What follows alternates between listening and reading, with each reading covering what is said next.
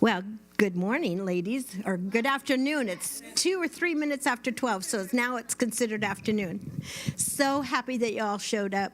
So happy to have you here, and happy Mother's Day. Happy Mother's Day. So, yes. So anyway, the girls asked me if I would bring a little message, and so I had several things running in my head. I do a message on the rose, which I love doing, and it was just like, no, that's not it. So anyway, I just decided to do something on Mother's Day, for Mother's Day. How appropriate, right?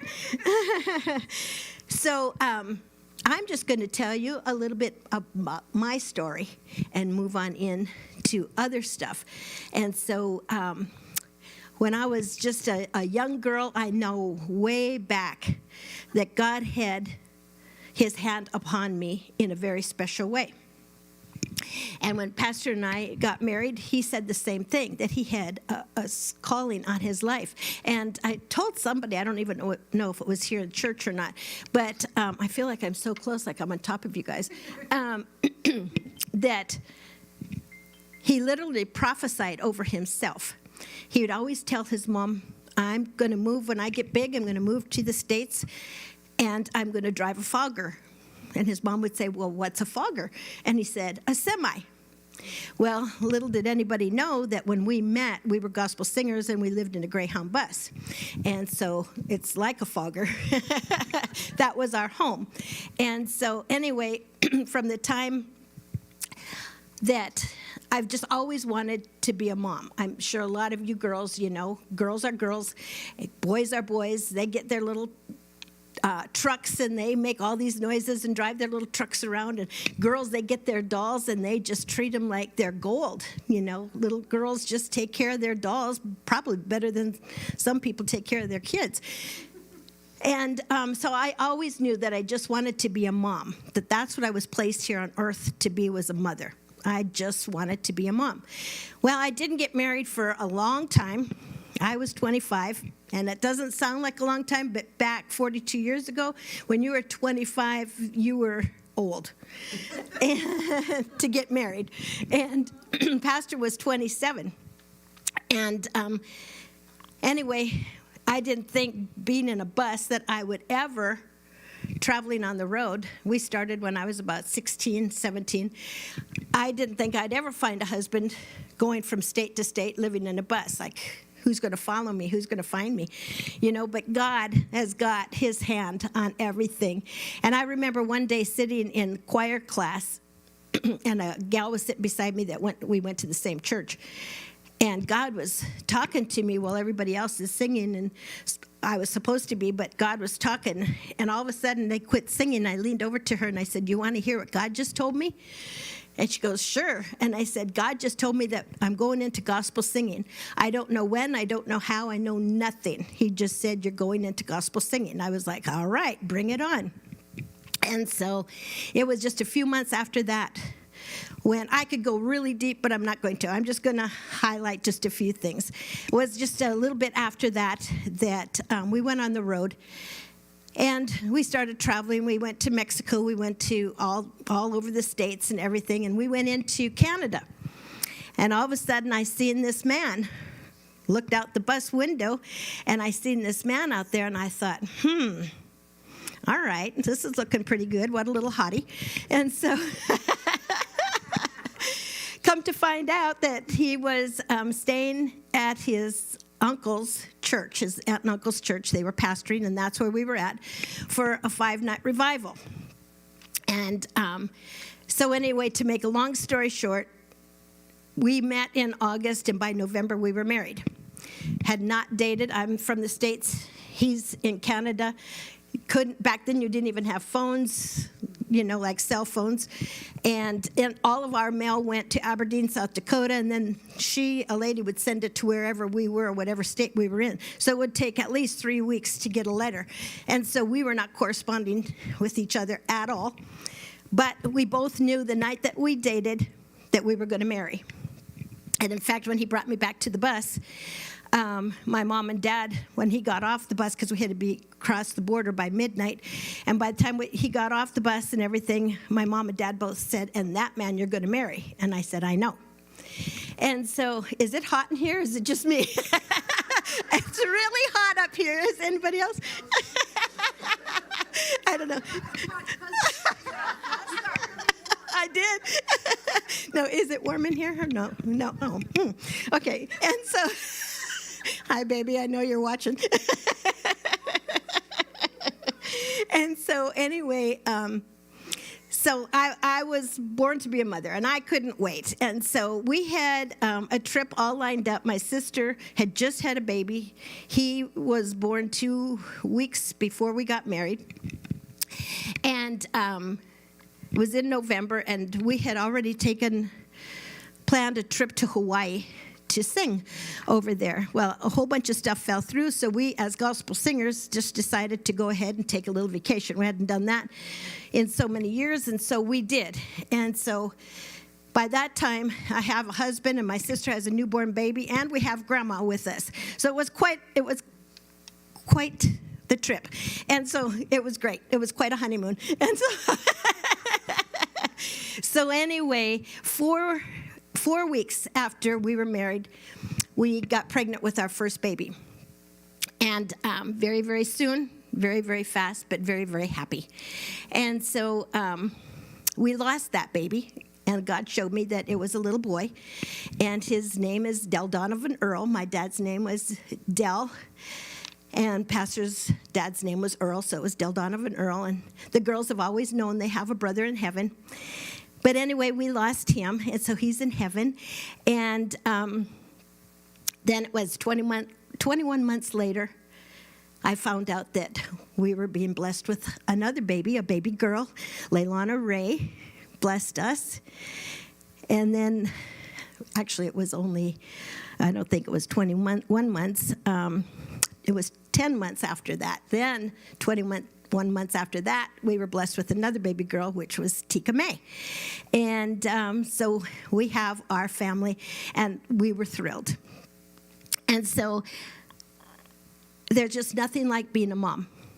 If some of you are not moms, but if you just hang on, even when Pastor and I were dating just a little bit, and he asked me to marry him, I had a list this long. And I said, the only way I'll marry you is if you can do all this list. If you can't do all this list, the answer is no. And he goes, okay, I'll do my best. He didn't know what to say. But I mean, that's when I was dating, there was no in between. I'm very black or white. There was no in between. You either do it this way, right, girls, or you do it this way.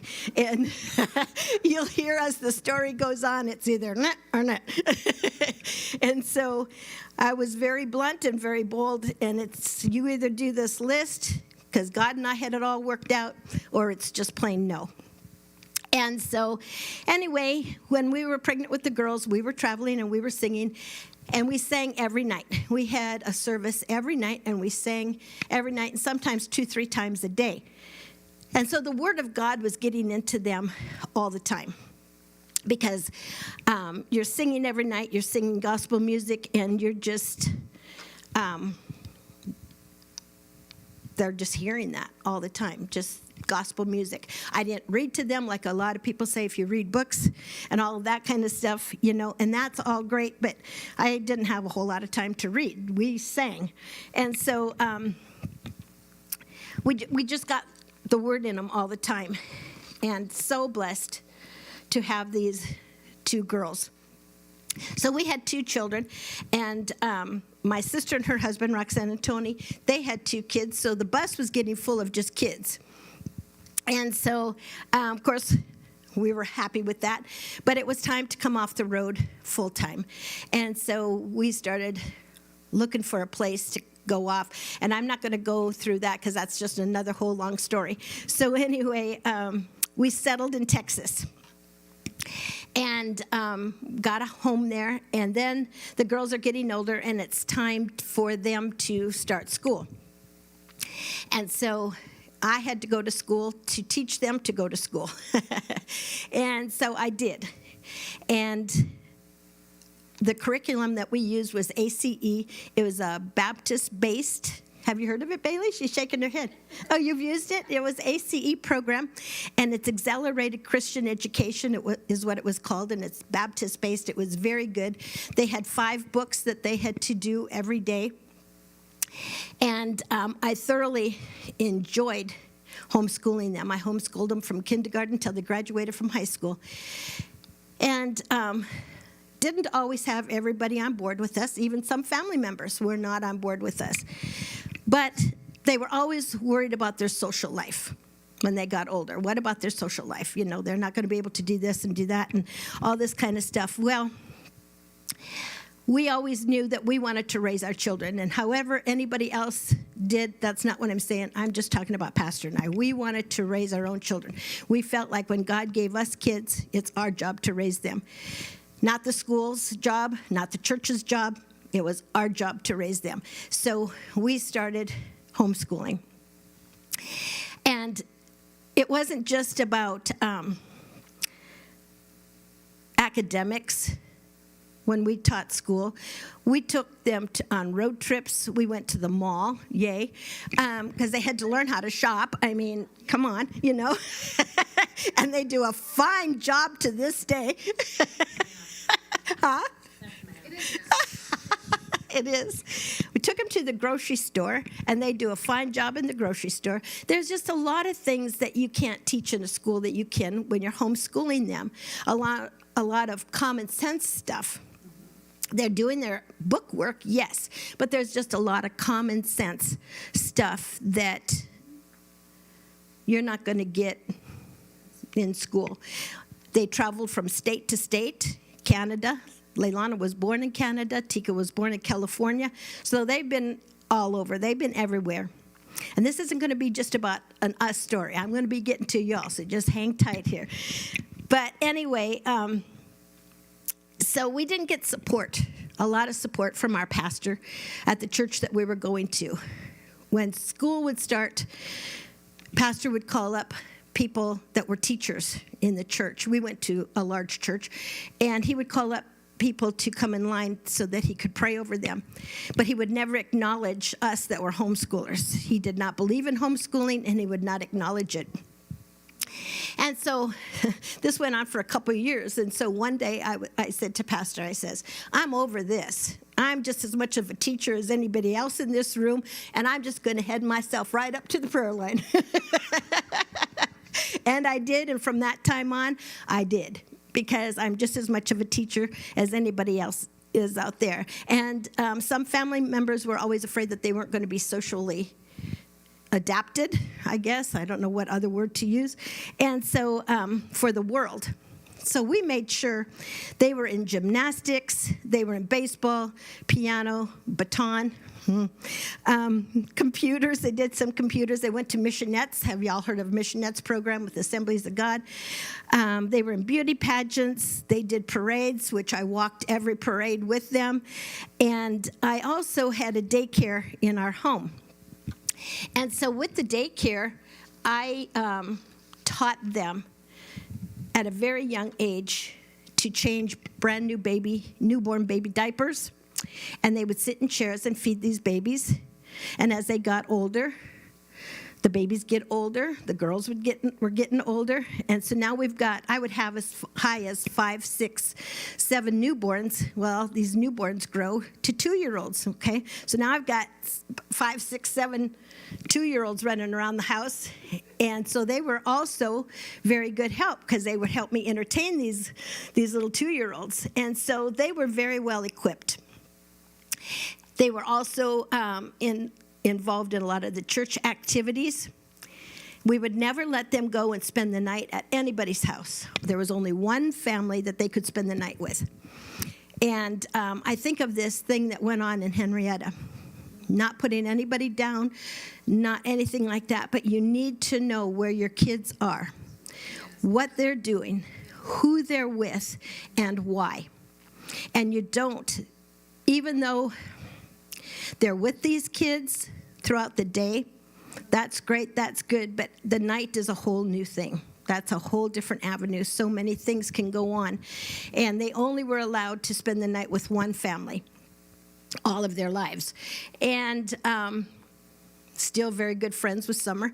And many times they knew they could come to us for anything, for any reason, and talk to us. And many times when they were at Summer's house spending the night, 2, 3, 4 o'clock in the morning, they would call and say, come get us, come get us. Was everything okay? Is everything okay? Yeah, everything's fine. I just want to come home. So we would, and they lived in another town, so we would hop ourselves in the car and go pick up our girls, you know. They knew they were always very sensitive in the spirit. So we would go get them. You don't ignore those calls, ever. And nothing was going on. Nothing was going on, but they just wanted to come home. So we let them come home, and I'm just going to skip over a whole bunch of stuff because there's a whole lot I could say, but I don't want this to go on really long. But anyway, we always taught them that I am your mother. I'm not your best friend. I am your parent. In fact, not only am I not your best friend, I'm not your friend at all. I'm your mother. And that's where so many people today are so confused. They want to be their kids' friend. You can't be a friend and a mother. Leilana had a job at Mathis Brothers for a long time, and her dad would always tell her, you can't be a friend and a boss. You have to pick. It's too hard. You can't do that. So they've known from a very young age, I'm not your friend.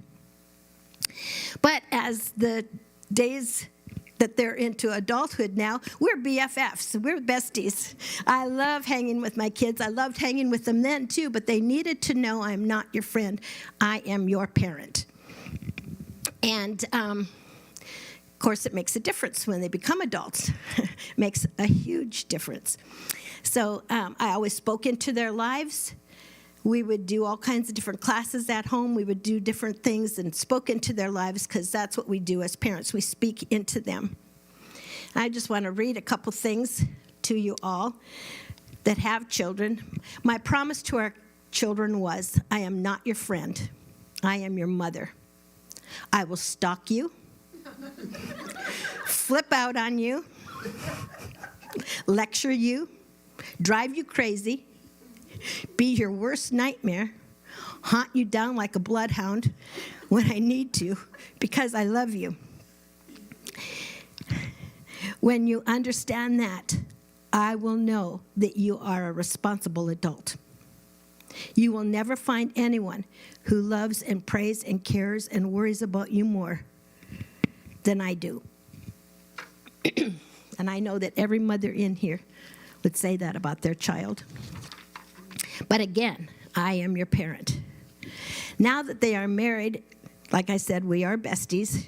We hang out together all the time. And my number one mission as a mother is to impact values, Christ-like character into our children. And parenting never stops. And I think that's where so many parents get confused. It never stops. Our kids are, I won't tell your age, but they're up older, and they still will call and say, I just got to talk to Mom. And I know that you mothers have that. And it's not just if it's a daughter, it's sons too, it's boys too. I mean, they just want to talk to Mom. They're just not something like talking to Mom. There's just nothing like it. And so I hear people say, as soon as my kids turn 18, they're out.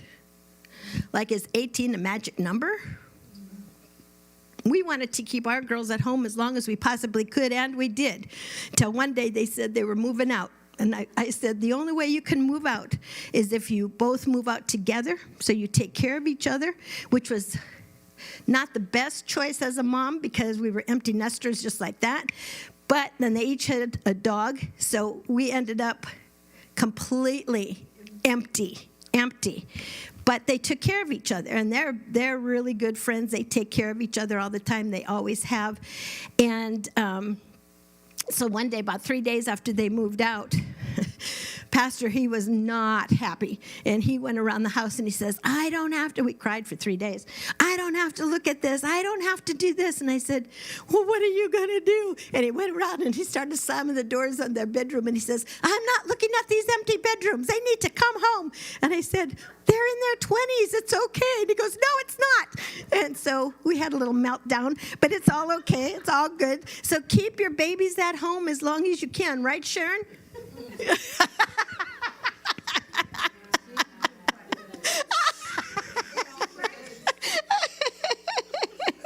I just needed a little help here. Okay.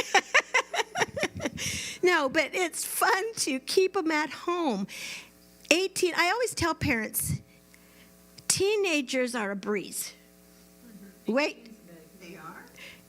Yes, teenagers are a breeze. But when they hit 20, look out. That's where it starts. I mean, and I used to tell Pastor this all the time. I said, I've watched it. They don't know who they are. Their brains aren't totally developed. Some of their friends have gotten married, have had children. They're leaving mom and dad. They're trying to find their identity. They really don't know who they are. They know they were Kim and Ray's daughters. That's what they knew. That's what they were raised. And they're trying to find themselves. And in the meantime, it's causing the father and I to have meltdowns. Let's just put it that way. And so, yeah, don't worry about the teenage years. Those are a breeze. But look out for the 20s. And then after they get past all of that, it's easy street again. So, like I said, this isn't just for girls, for those that have boys, but we're doing Mother's Day right now, and it's a mother-daughter tea, so I'm mostly sticking with that. But so many times the moms are the glue that holds everything together. And even though our girls are adults now, I still love to hug and to kiss and embrace on them and just love them. It doesn't matter how old they are. Like I said, you'll always be a mom. And I love to hug and embrace them. I hear mothers say to their children, younger children, you need to respect me. Well, respect is earned.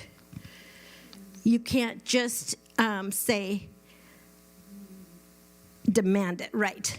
Respect and honor is earned. And when you earn that, it's really awesome. And I feel like I have earned that with our girls because they love us so much and we love them so much. Tika never really got the concept. I'm ahead of myself a little bit here, but she never got the concept. We believed in discipline. We spanked our kids and spanked our kids. And that's all I'm going to say. And so anyway, but we believed in discipline. We believed in raising them different than what they do today. Should we have done some things different? Yes. Could we have done some things different? Yes. I don't believe that there's a parent on the planet that doesn't wish that they would have done some things different. Because again, God gives young people children for a reason.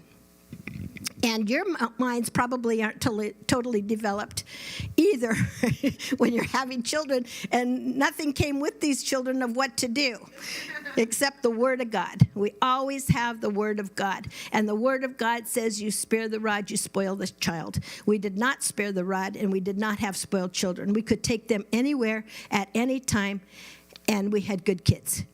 They never fussed about different things, and if they did, they were taken right to a restroom or to the car, and we talked it through and wanted to know, what is your problem? Get over it until we leave here. You know, and so anyway, we did believe in spanking, but Tika never did get the concept of, she did not understand that we spank you because we love you. She never got that concept. She was just like, I just don't get it. And I said, well, you will someday. And I think she finally got there, but she never did get the concept of that. So we did spank you because we loved you. Maybe she didn't. I don't know. Looking at her face, I'm not sure. But our girls love us, and they respect us, and they protect us, and they honor us. And not only do they protect us, but they protect this church. If you've been coming to this church for any length of time, you can look around and you can watch and you can see that our kids protect this church. They protect the people in this church. They honor and respect the people that go here. And so I have a couple little sayings that I have written down. I still think it's really warm in here. Can you just put this air conditioner up, baby? Thank you. Thanks so much, babe. So anyway, I'm going to wait till she comes back because I want her to hear this too. So yes, they do respect us. They respect this church, and they look out for everybody. Thank you, baby. So some days I messed up as your mom. Some days I didn't have the energy. Some days I didn't show you grace. Some days I simply let you down. But every day, sweet girls, every day I loved you. And it may not look like it when we were giving you spankings. It may not have seemed like it at times. But y'all know as moms, you love them. No matter what they do, no matter what they did, we love them. From the time we found out that we were pregnant, we prayed for their mates. And we prayed over their mates all the time that they would get the right mate. And some people say, well, that's crazy. From the time they're not even born and you're praying for their mates. Absolutely. Because that's how important it was to us that they got the right mate. And they did. We're very pleased with our son-in-laws. And Leilana, when she was a little girl, their daddy would always go in their bedrooms. That was their job. And he would pray with them when he would come home from work or whatever he was doing. And that was his job, was to pray for them every night and let them pray. I hardly ever prayed with them at night. That was their daddy's job. And Leilana would always pray, I pray a band of angels and a wall of fire around our home. What child prays that? But she prayed that just about every night, praying a wall of fire and a band of angels round about our home. And the most important thing as a mother, of course, is to love your kids, to pray for them, because love conquers all. Love conquers all. And I know some of your moms are sitting here and you know exactly what I'm talking about. You love your kids so much.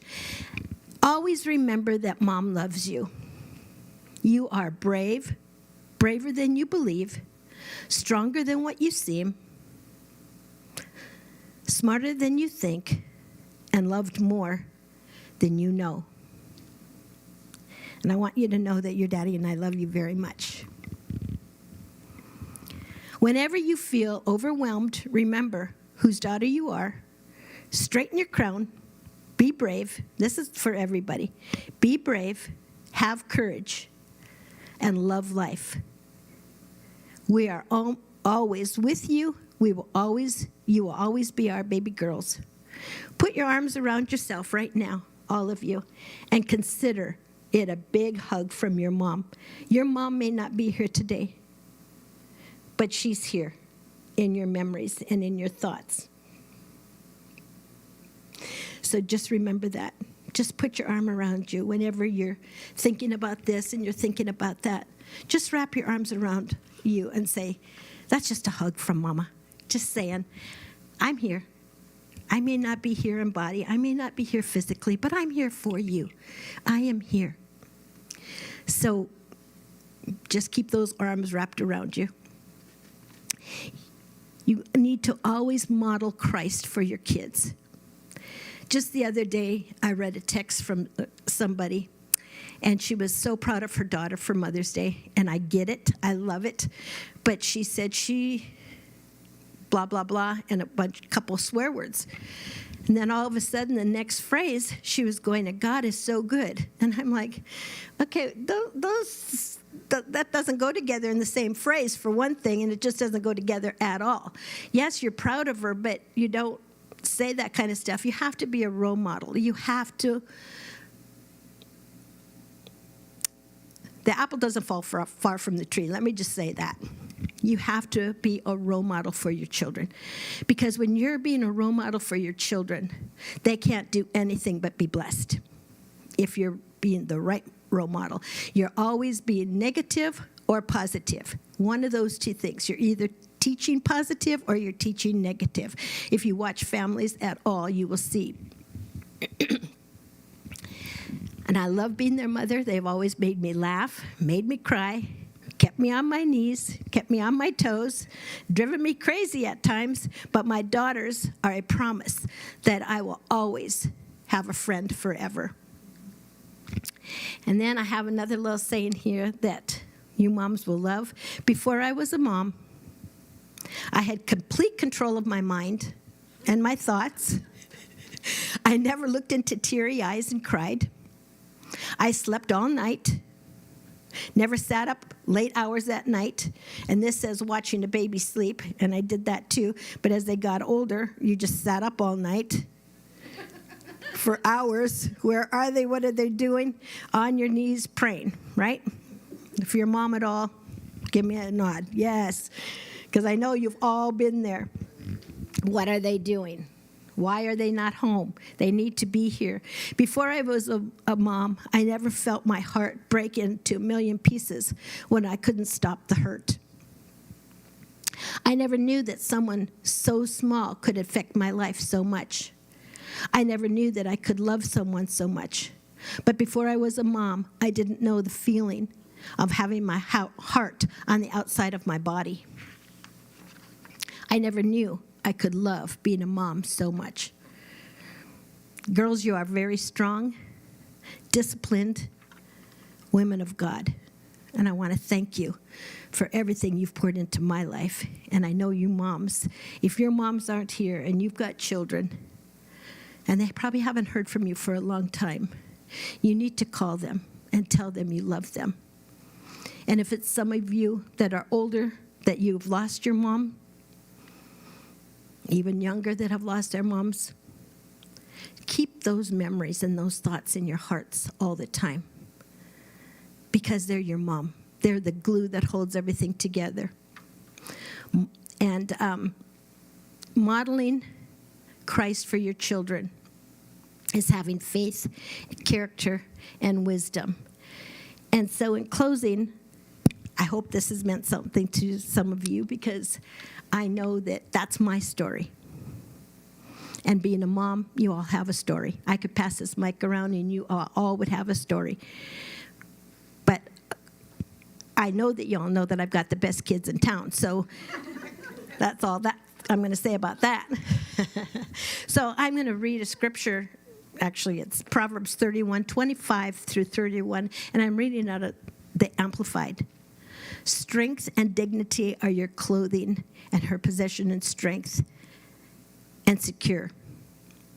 She smiles at the future, knowing that she and her family are prepared. She opens her mouth in skillful and godly wisdom, and the teaching of goodness on her tongue gives counsel. She looks well to how things go in her household, and does not eat the bread of idleness. Her children rise up and call her blessed, happy, prosperous, to be admired. Her husband also, he praises her, saying, many daughters have done nobly and well, and the strength of the character that is steadfast in goodness. But you excel them all. That's you, mothers. You excel them all. Charm and grace are deceptive, deceptive and superficial beauty is vain. But a woman who fears the Lord reverently worships, obeying and serving and trusting the Lord, trusting him. With awe-filled respect, she shall be praised. Give her of the product of her hands, and let her own works praise her in the gates of the city. Everything is in the Bible. Everything that we need is in the Bible. If it's to raising your kids, if it's to be praised as women of God, which you all are, it's all scriptural. It's all in the Bible. All we have to do is pick it up and read it, and it's all there. And I just want to praise all of you mothers for coming today and allowing us to be able to serve you, allowing my daughters to be able to serve you today as mothers and poured their heart out. They made everything, and they enjoyed doing it for every minute that was within them. And I just want to thank you for you mothers coming today. So I never asked the girls how long of a message they wanted, so I just took my liberty, and that's all I have for today. But I just want to say I praise all of you mothers for being mothers, being godly parents, and teaching your children right from wrong.